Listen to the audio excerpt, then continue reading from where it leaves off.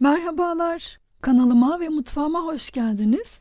Bugün sizlere çiğ börek tarifini paylaşmak istiyorum. Yeni tariflerimden haberdar olabilmek için kanalıma abone olup zili tıklayıp bildirimleri açmayı unutmayınız.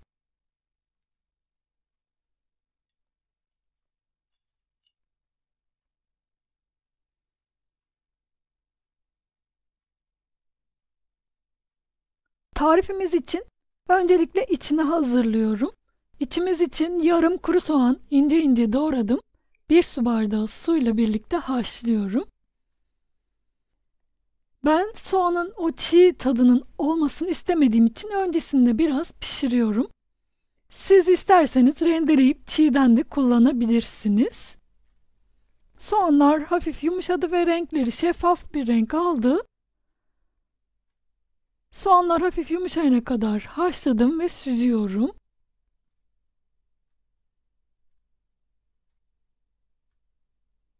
Çok fazla ezmeden hafif üstüne bastırarak suyunu süzdüm.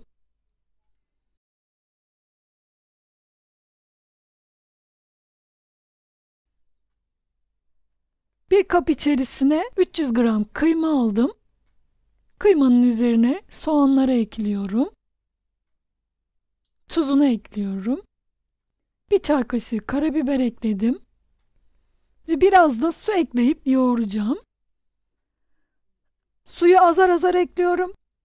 Kıvamına göre gerekirse biraz daha ekleyeceğim.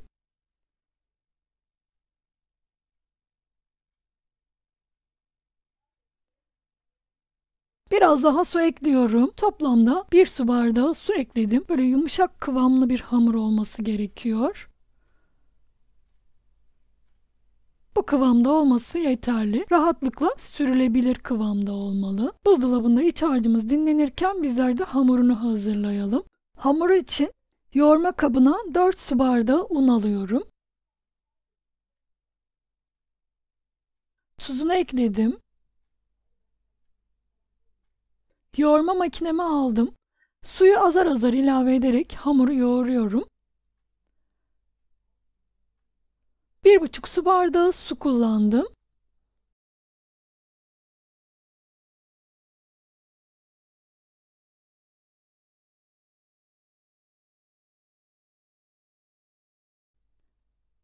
Hamurun kıvamı bana biraz yumuşak geldi.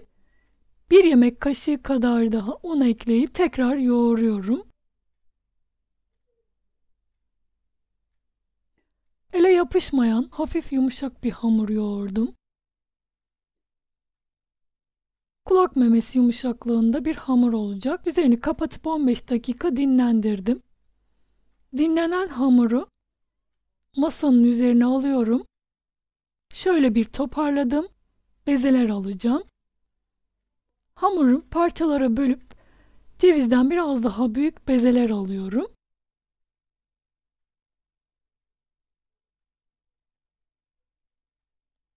Hamurları eşitleyerek bezeleri alıyorum. Toplamda 16 beze aldım.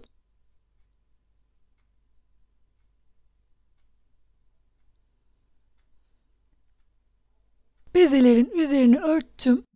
İlk yaptığım bezeden başlayarak açıyorum.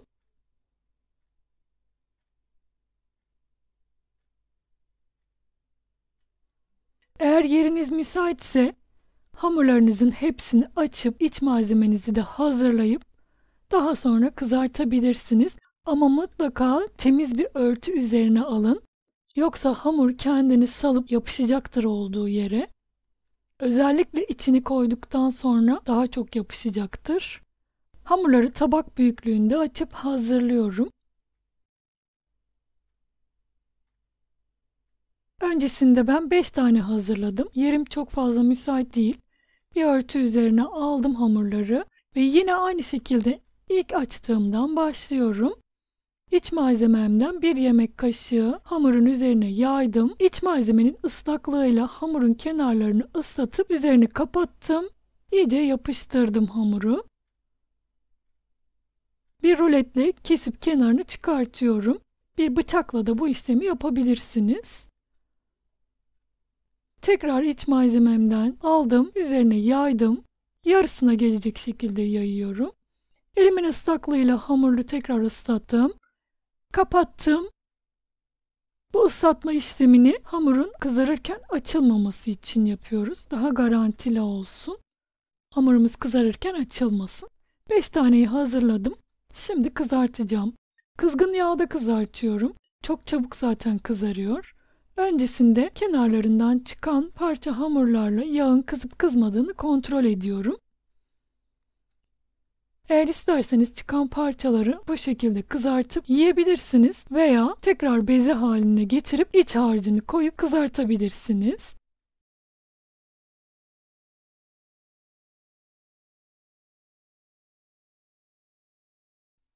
Böreğimi kızartıyorum.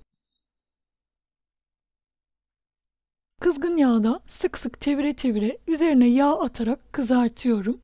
Çok çabuk bir şekilde kızarıyor zaten. İçi de pişiyor. Kesinlikle çiğ kalmıyor. İçine koyduğumuz su etin pişmesini sağlıyor. Gördüğünüz gibi puf puf kabarıyor. Çok güzel bir şekilde pişiyor. Kızartırken dikkat edin, hamuru delmeyin. Eğer hamurunuz delinirse içindeki su yağa akacak ve her tarafa sıçrayacaktır. Buna mutlaka dikkat edin. Hamurlarınız kızartırken delinmesin ya da açılmasın.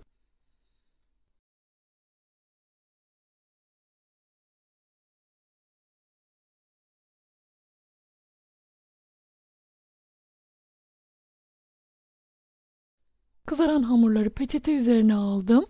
Servis tabağına aldım. Sıcak sıcak servis ediyorum. Mutlaka sıcak sıcak servis edin. Deneyeceklere şimdiden kolay gelsin. İzlediğiniz için teşekkürler. Bir sonraki tarifimde görüşmek üzere. Hoşça kalın.